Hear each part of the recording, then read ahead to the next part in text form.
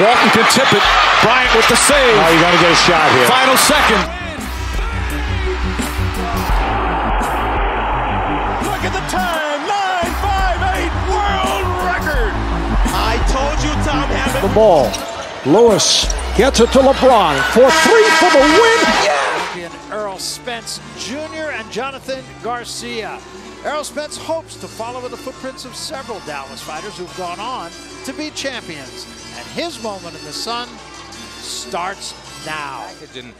I think he's got a very bright future in the professional ranks. We're going to get a good look at him tonight. Standing in the way of him, however, is Jonathan Garcia. He comes to Fantasy Springs by way of Aguadilla, Puerto Rico. He's only 19 years old. He has 6 professional fights behind him. He's been fighting at 140 pounds, but he comes up 14 pounds to fight tonight, and that indeed is a heavy order. All right, simple instructions from referee Mitch Halpern. We're ready for action. Here's Lipsy, looking good in his career so far, Arnie. Oh, Lipsy's having a dynamite. I mean, 23-0, 18 knockouts. There's not much you can complain about. He came in very light for this fight, though, Rich, at 156 pounds, giving up 7 pounds to the much taller and a man with a much bigger reach advantage, Derek James. Ladies and gents, you know it's Mr. Cleanup Gang, and I don't miss nothing at all. So, if nobody don't address this, I'ma address it, right? Apparently, Derek James and Errol Spence Jr. has been cheating the sport of boxing for a very long time. Now, Errol Spence Jr., in that video, you're probably wondering why I even show you those random videos. That first fight was Errol Spence Jr.'s debut fight. Obviously, you guys seen it says junior middleweight. So Errol Spence Jr. debut fight was at 154. So, as displayed in the video, Errol Spence Jr. opponent, Jonathan Garcia, he campaigned at 140. But, hear this out though. Jonathan Garcia was moving up 2 weight divisions to fight Errol Spence Jr. You heard the commentator stated that Jonathan Garcia was at a 14-pound weight disadvantage. Errol Spence Jr. had a 14-pound weight advantage over this kid, over this 19-year-old kid. So, if you look and you analyze Errol Spence Jr.'s previous opponents, guys like Danny Garcia, guys like Ugas, guys like Mikey Garcia, guys like Lamont Peterson, those guys all campaigned at a lower weight division. With the exception of 2 of those fighters, and that's Kell Brook and Sean Porter. Kell Brook started his career at 147, right? Kell Brook actually moved up to light middleweight, and he moved up to middleweight. So Kell Brook is a big guy. You can see Kell Brook is a big, strong guy, big, strong, athletic guy. Errol Spence Jr. had problems with Kell Brook. No doubt about it. Errol Spence Jr. did not have one of his greatest performances against Kell Brook. He had problems with Kell Brook. If you look at Sean Porter, he started his career at 160. Sean Porter is not the tallest fighter, but he's very physical and he's strong. Errol Spence Jr. had problems with Sean Porter. But the guys that were campaigning at a lower weight division, like Mikey Garcia and Danny Garcia and Ugas and Lamont Peterson, he dominated those guys. So when people is talking about the Derek James style, it's not a Derek James style, it's a Derek James strategy. Now, I'm not trying to say that Errol Spence Jr. can't box. Errol Spence Jr. can box. He got a great strategy. He got a great technique, which is to attack the body. I keep telling you guys this. He smother the fighter's punches, and he attacks the body, and he get them up out of there. But that only works with smaller guys, right? It only works with guys that are smaller. It's not going to work, especially guys that's on mobile and guys that move. That's why Kell Brook and Sean Porter was able to give Errol Spence a challenge, was able to... To me, personally, I felt like Sean Porter edged Errol Spence out in that fight because Sean Porter made Errol Spence Jr. fight at his pace. Sean Porter did not allow Errol Spence Jr. to fight at Errol Spence Jr.'s pace. Sean Porter allowed Errol Spence Jr. to fight at Sean Porter's pace. Sean Porter was the bully. He was the man that was giving Errol Spence different angles. He wasn't just rushing.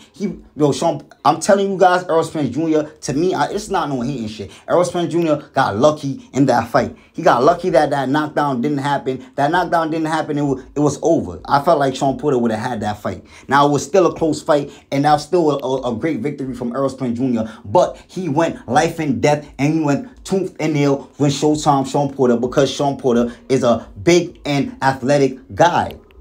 Now, you're wondering why I showed you Derrick James. Now, Derrick James, obviously, you heard in the clip, the guy that he was fighting was moving up. Derrick James had 7 pounds on the guy, and he got knocked out.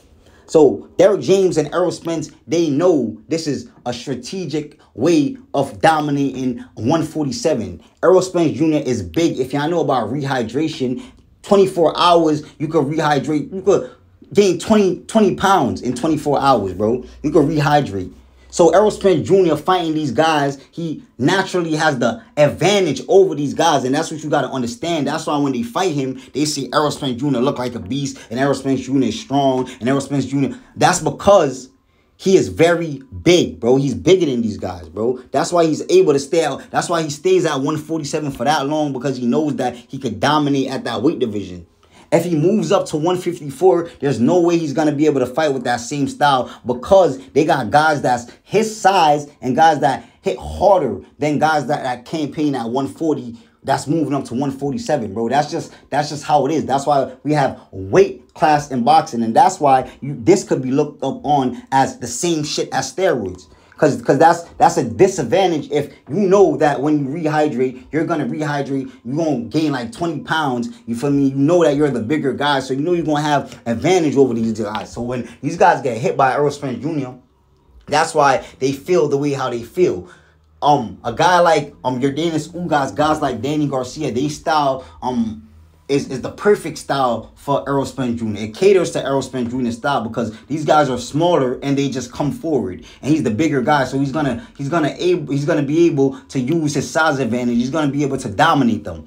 Now, Errol Spence Jr. is not a bum. I'm not saying he's a bum, but what puts him over the top at that weight division is his size, guys. If he goes to 147, if he goes to 154 and he does the same thing, then I apologize. But from what I've seen, he struggled with guys that's his size and guys that's strong and guys that move. He dominates guys that are smaller and guys that don't move. Like, that's Errol Spence Jr.'s bread and butter. If you look at all the fighters that he's fought, it's the same thing. And if you look at Errol Spence Jr., he doesn't change anything, because he doesn't have to change anything, because he's always going to have the advantage over these fighters. Now, these fighters don't have outstanding IQ.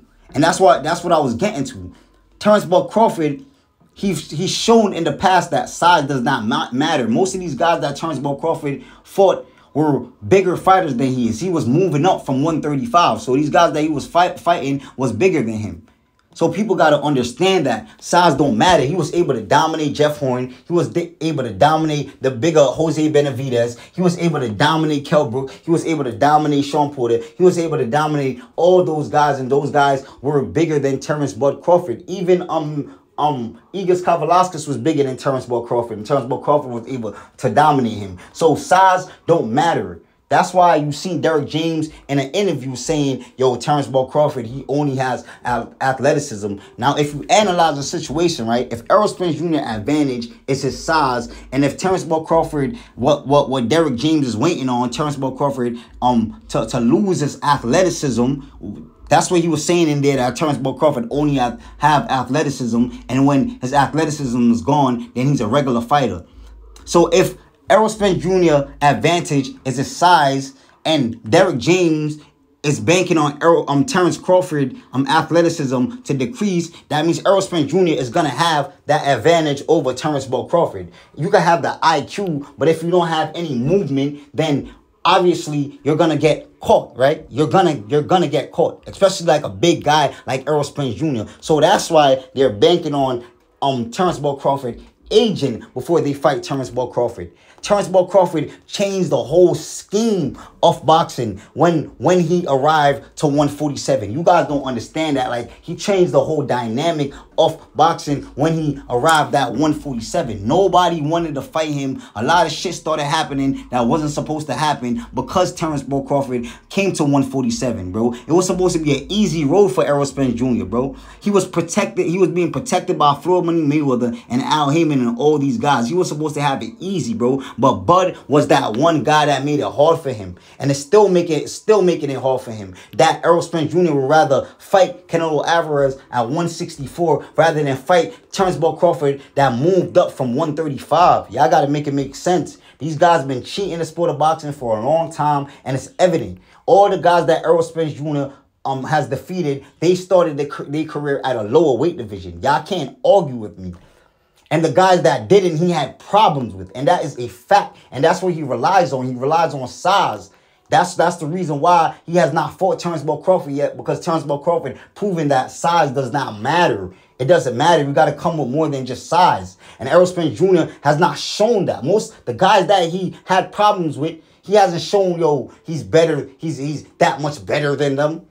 He fought tooth and nails with Sean Porter, guys. We know this. Sean Porter arguably beat Errol Spence Jr. If it wasn't for that knockdown, Errol Spence Jr. lose that fight, and that's a fact. We can't even go around it. That is a fact. If Errol Spence Jr. didn't dig that little left hook out his ass, that fight would have been in Sean Porter's favor, and you guys know that. So I don't understand, like, why you guys trying to ignore the fact that Errol Spence Jr., he is a decent boxer, but what puts him over the top at 147 is his size, bro. That's what put him over the top. He cannot use that size at 154 versus guys that hit harder. Because Errol Spence Jr., he don't really fight on the outside. He can, but he don't really do it because he has to use his advantage against those guys, which is his size. So he has to come inside. He has to come closer, bro. Y'all got to watch boxing. Y'all got to analyze fighting to really have a conversation with me. If somebody want to debate me about this, y'all could comment, y'all could do whatever. Y'all could set it up, we can have a conversation, we could go live, anything that y'all want to do. But this is the reason why Errol Spence Jr. looks so dominant. Even the fighters that he have fought in the past have says Errol Spence Jr. is so powerful. Even commentators, boxing analysis, they said he looks like a monster, he looks dominant because he's bigger than the rest of these guys, bro. The rest of these guys were moving up from lower weight division, not even up from 147, they're moving up from 135, 140 and shit like that. And he is moving down from 154 where he fought a couple fights and he was successful. So I'm still trying to figure out why he moved down to 147. Was it because of the money, or was it because you knew you could have dominated these guys while get the money? Come on, bro. I'm not stupid. I don't see fighters just starting their career at a weight division and then moving down without accomplishing nothing. It just don't happen like that. So it's just to show me that this is the reason why Errol Spence Jr. has been so successful. Not trying to say that he's not a good boxer. He got his technique. His technique worked 99% of the time. That's plays in because of his size, bro. And you guys got to understand that. But y'all can leave a comment. We could chop it up. Let me know what y'all think. Make sure y'all leave a like. Make sure y'all leave a subscription. Make sure y'all share this video if y'all enjoy this content. That's all I got for y'all. And I'm out.